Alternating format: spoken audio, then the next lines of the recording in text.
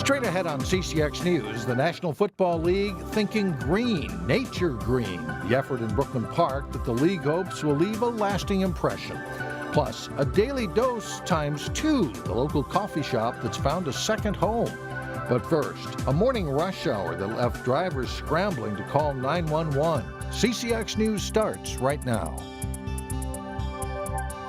Hello everyone, and thanks for joining us. A stolen Jeep Wrangler caused several 911 calls and some unsettling moments out on the highway in Maple Grove this morning. The incident started as an aggressive driving complaint in the Big Lake Monticello area. The stolen vehicle headed east on I-94 with several calls to police saying the Jeep was passing cars on the shoulder and driving at very high speeds. The State Patrol attempted to stop the vehicle in Maple Grove before the driver headed south on I-494. The SUV then exited at Bass Lake Road, and that's when the vehicle rolled. 3 people inside were ejected. 2 had to be taken to North Memorial Health Hospital. No troopers were injured. And as we went to air, the identities of the suspects involved had not been released. The State Patrol is also investigating possible hit-and-run crashes involving the suspects and the stolen vehicle. Brooklyn Park and Champlin are working together to upgrade a road between the two cities, and that tops our look inside City Hall. Because of continued development of open property south of 109th Avenue, engineers have been planning road improvements there for more than a year. They include a roundabout at Jefferson Highway and new lanes all the way to Winnetka. Both city councils will approve a final plan by early next year, and an informational meeting for the public may be held in late November. Brooklyn Park's mayor is expected to join a lobbying trip to Washington, D.C. to promote regional transit in the Twin Cities, and that includes funding for the Blue Line extension. Mayor Jeff Lundy will join 2 Hennepin County commissioners and the chair of the Met Council in early November. They will meet with the Federal Transportation Administration and the Minnesota congressional delegation. Meanwhile, buses are coming that work more like light rail. Funding is now in place for improved bus service between Brooklyn Center and downtown Minneapolis. Construction on a $20 million bus rapid transit project will start next spring. New bus shelters will have real-time information and will be heated like this one in Minneapolis. When the C line is up and running in 2019, 2 new shelters will be built along Brooklyn Boulevard in Brooklyn Center. The Brooklyn Center Transit Station will be revamped too. The goal is to speed up trips with fewer stops and faster boarding. There are about 7,600 people who ride Route 19 today, and the C line is going to be a substantial upgrade to that service. So nicer stations, a 20 to 25% faster trip, and then just the reliability that comes with a service that runs a lot more like light rail. The C line will use larger electric buses and boarding that works more like a train. Meanwhile, planning for the next bus rapid transit route is also underway. The D line would connect Brooklyn Center, downtown Minneapolis, and the Mall of America.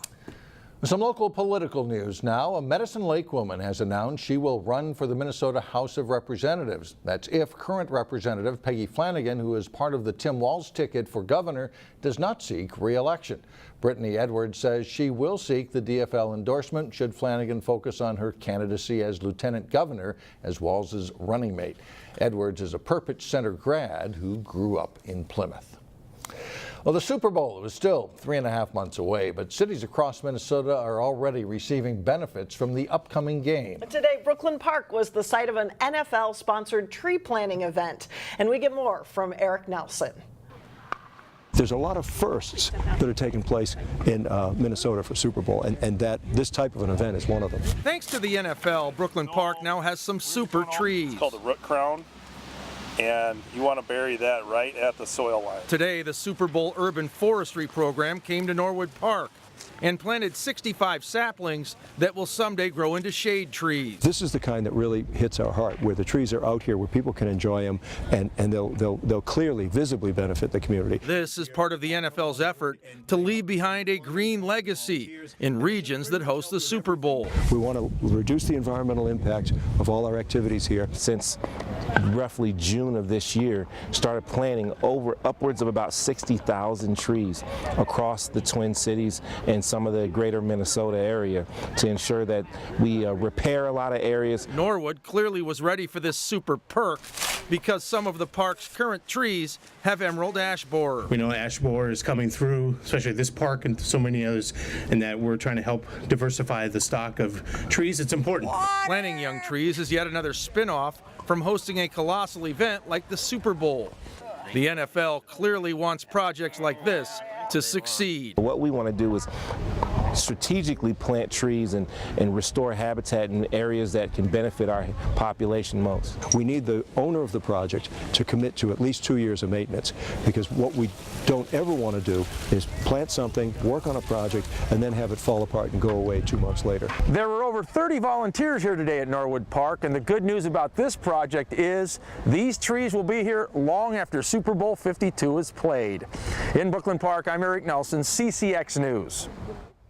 The NFL's effort to leave a green legacy in Super Bowl host cities dates back to Super Bowl 28 when Dallas beat Buffalo. In Golden Valley, a small piece of land in front of City Hall is turning into something good for the environment. Doesn't look like it now, but this triangle-shaped island will become a pollinator garden. An anonymous donor gave the Golden Valley Community Foundation $10,000 for the project. When the garden is planted next spring, it will help sustain pollinator insects like bees and butterflies. They are key to pollinating plants used for food, but they're also disappearing. Golden Valley hopes the garden in the parking lot will encourage other residents to plant similar gardens at home.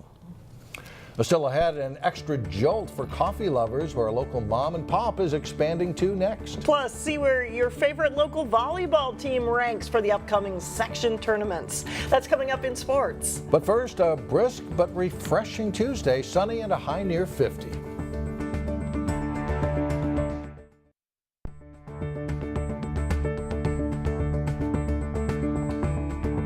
Things are going so well for a longtime Crystal nonprofit that it has doubled its space. The Bibles for Missions Thrift Center sells furniture, books, and clothing at low prices and then donates the profits to missionaries to purchase Bibles for people in Bulgaria. It has been at the location on 36th Avenue since 1997, but recently took over space where a small grocery store used to be, effectively doubling its square footage. We were starting to have to turn away donations. People with particularly furniture. We didn't have the room to store it in the back room till we could, like a couch, we'd like to vacuum and check it over. So we had to turn away a lot of donations, and we really didn't want to do that. Bibles for Missions actually lost some space this summer during construction, but the thrift center is now back up and running, and the extra space there is full. Well, fans of a Maple Grove coffee shop are eagerly awaiting the opening of a second location. Daily Dose Cafe will open in northern Brooklyn Park next week. In this week's Business Matters, nearly 5 years after opening in Maple Grove, you can expect a similar recipe for success with this latest cafe. And we like being a neighborhood coffee shop. As the finishing touches go in at the new Daily Dose Cafe in Brooklyn Park, there's a well-established blueprint to follow. It should be the same friendly staff, the same great food, our famous paninis, our famous caramel bars, everything we bake from in-house from scratch. Daily Dose co-owners Kurt Medina and Ben Haven developed a winning formula when they opened their first neighborhood coffee shop near the Maple Grove Hospital 5 years ago. They created a welcoming shop where coffee and good food are served together, and loyal fans soon followed. We have our regulars every day. It's fun to see them every day, which is kind of nice, and that's one of the things I'm looking forward to here is meeting the new regulars here. We've got a front counter window going in so customers can sit in the front window, enjoy their coffee, read the newspaper, work on the laptop. The layout of the new Brooklyn Park store will be similar to the Maple Grove shop,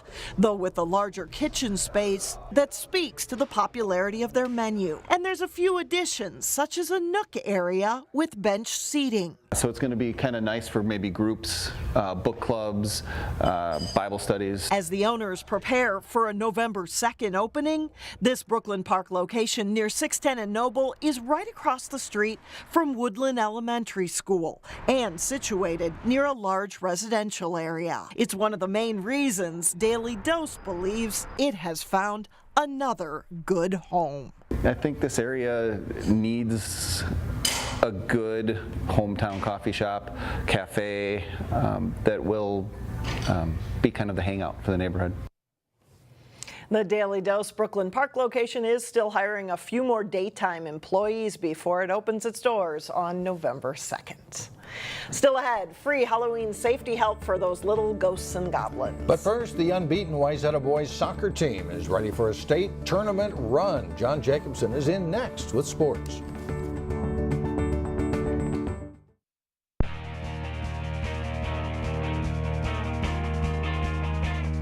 I'm John Jacobson with sports. The Wayzata boys soccer team enters the state tournament without a loss. After falling to Stillwater in the Class AA championship last fall, the Trojans are hungry for another shot. Here's Jay Wilcox with more. It's a return trip to the state tournament for the Wayzata boys, but not one they take for granted. Always a great feeling. Very proud of our players. They've worked hard all season to deserve this, so we're excited to get the next season going. Most teams aren't practicing at this time of year, so we just feel pretty blessed to be one of the only 8 teams in the state to be practicing right now. The Trojans pulled away late to beat St. Louis Park 5-1 in the Section 6 title game after edging Minneapolis Southwest in the semifinals. We just have stayed composed all year, and that's kind of been our goal. And, 1-1, time's winding down. It's hard to come out and score a bunch of goals like we did, but I think it just speaks to who we are as a team. The Trojans are the top seed for the state tournament, but it won't be easy to get through a strong field. I think it's really quality. Stillwater's defending champs back in. Prior Lake's the top team, they're in. Duluth East only 1 loss, Maple Grove only 1 loss, so very strong teams in the tournament this year. Definitely playing in the Lake Conference. I'd say it's the hardest conference in the state. That definitely helps prepare us for the competition we're about to see. It's a special year for Wayzata soccer, and not just for the boys. It's really great to be sharing this experience with the girls. I know they were disappointed last year that they didn't make it, but yeah, it just makes the experience a lot better when both teams from the program are doing the state. So now we'll see if the Trojans have 3 more wins in them as they step into state play. Jay Wilcox, CCX Sports. Wayzata meets unseeded Mounds View in the AA quarterfinals Wednesday at 5:30 p.m. at Husky Stadium at St. Cloud State. The Wayzata girls are the top seed for their tournament. The Trojans play St. Michael Albertville Thursday at 5:30 at St. Cloud. The Maple Grove girls are seeded 3rd in the Class AA tourney. They face Eastridge in the quarterfinals Thursday night at Chisago Lakes High School. Maple Grove's boys are seeded 4th. They'll go up against Prior Lake Wednesday night at 7:30, also at St. Cloud. The Tutina Grace boys are the top seed in Class A. The Eagles take on Chisago Lakes in the quarterfinals on Tuesday night at Farmington High School. Champlin Park finished 2nd to Egan in the Chaska tournament over the weekend, a rematch of last year's state final.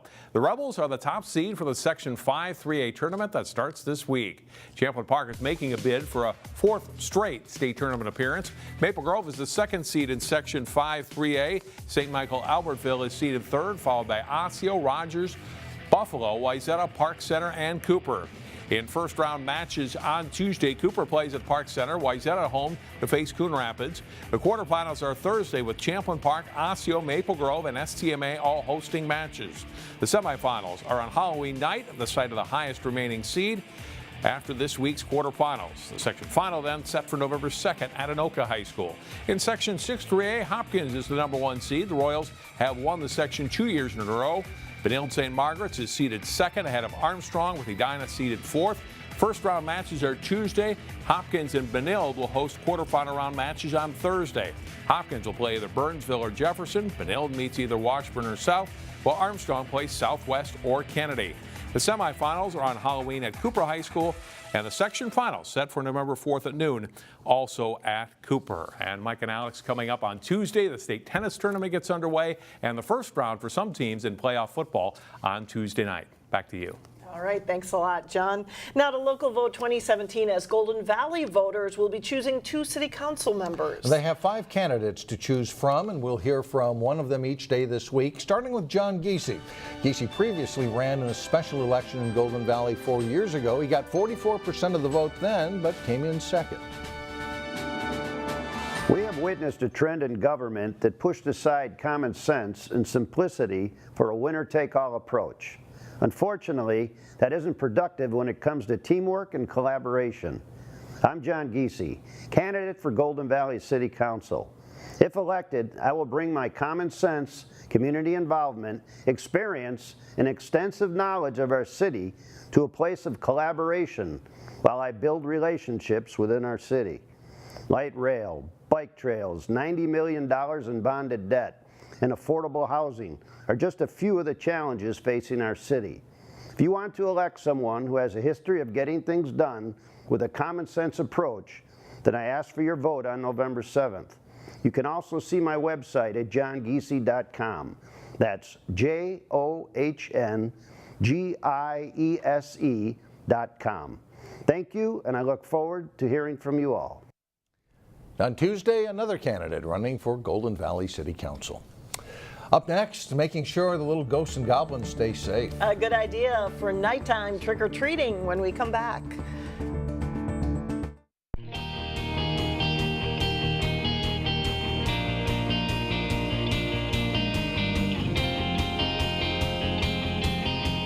Well, finally, as kids put together their Halloween costumes for the big day that's coming up next week, don't forget about their safety. Here is a cool way to help trick-or-treaters be seen on Halloween. Beginning today, AAA is handing out free safety kits that include a bracelet that lights up to improve visibility. You can get one at any AAA office, including the one in Maple Grove. AAA says children are 4 times more likely to be struck by a car on Halloween than any other day of the year. So they are also, of course, calling on drivers to put the phone away and watch for kids.